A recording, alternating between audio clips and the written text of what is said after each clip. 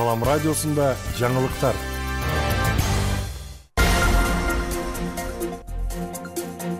Арбаңыздар ардактуу угарман жана көрүүчү, эфирде жаңылыктар түрмөгү. Аны менен мен Нурпейил Ашур кызы тааныштырам.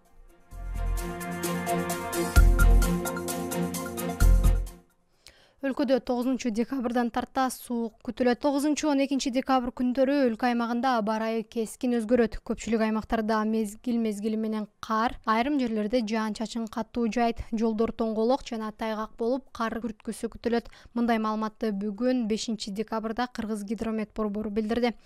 9-11 декабрда абанын температурасы акырындык менен төмөндөйт. Ош, Жаабат, Баткен облустарынын өрөөндөрүндө түнкүсүн -3 сууктан +2 жылуулукка чейин. 12-14 декабрларда абанын температурасы мындан да төмөндөйт. Мындай суук аба ырайы жайыттарда малды, кармоону, автоунаа, энергетика жана коммуналдык кызматтардын ишин кыйындатат. Бул күндөрү батыштан соккон шамалдын ылдамдыгы айрым жерлерде секундасына 17-22 метрге жетет.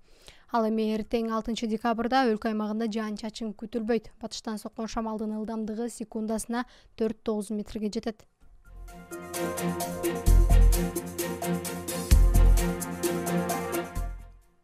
Кадамжайда дайынсыз жоголгон 14 жаштагы Адина изделүүдө.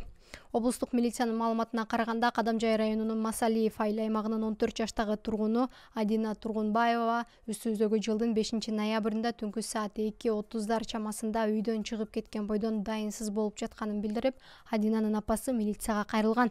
Бул арыз Кадамжай райондук ички иштер бөлүмүнө катталып, тергөөгө чейинки текшерүү иштери жүргүзүлүүдө.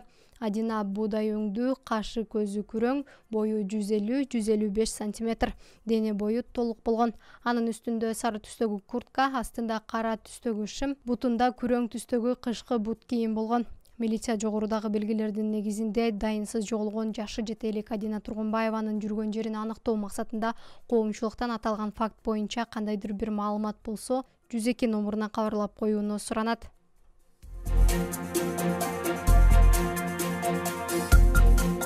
Кыргызстанда базарларда 1-июлга чейин патент менен иштөөгө уруксат берилди. Президент Садыр Жапаров базарларда патент менен иштөө системасын 2024 жылдын июлуна чейин калтырууну убадалады. Бул тууралуу президент бүгүн 5 декабрда Бишкектеги Дордой базарындагы ишкерлер менен болгон жолугушууда билдирди. Келерки жылдын июль айына чейин азыр кандай болсо ушул шартта иштеп тура беришсин. Мен өкмөттү, салыкчыларды топтоп, силерден делегаттарды кошуп кеңешебиз. Анан чечим кабыл алабыз. Июль айына чейин патент менен иштеп тургула, деди президент. Садыр Жапаров 5 декабрда Бишкектин четиндеги Дордой базарында көзөмөл кассалык машинелерди колдонууга каршы болгон соодагерлер менен жолугушту.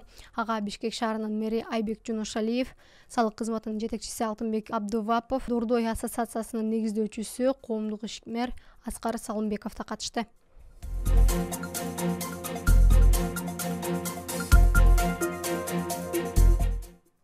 Кыргыз-тажик чек-арасынын 24 чакырымы такталды. Тажикстандын Бустан шаарында Кыргыз-тажик чек-арасын делимитациялоо жана демаркациялоо боюнча топографиялык жумушчу топтордун жыйыны өттү. Жолугушууда чек-аранын 24,1 чакырымы макулдашылды. Бул тууралуу министрлер кабинетинин басма сөз кызматы кабарлады. Жыйын 29 ноябрдан 5 декабрга чейин өттү. Тараптар Кыргызстандын аймагында өтө турган кийинки жолугушууда чек-аранын калган аймактарын кароо боюнча ишти улантат.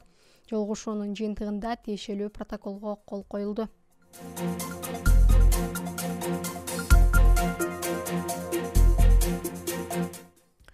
Баткенде майыптуулугу бар балдар арасында шахмат боюнча мелдеш өттү. Бул тууралуу Салам медиага Баткен шаардык мэриясынын басма сөз катчысы Аскар Баймуратов билдирди. Баткен шаарындагы Нур балдарды калыптандыруу борборунда тарбияланып жаткан балдарга шахмат, шашки боюнча мелдеш өткөрүлдү. Иш-чара 3 декабрь майыптуулугу бар жарандардын эл аралык күнүнө карата Баткен шаардык дене тарбия жана спорт бөлүмү тарабынан уюштурулуп атат. Жеңүүчүлөргө 10 000 сом жана кызыктыруучу белектер берилди.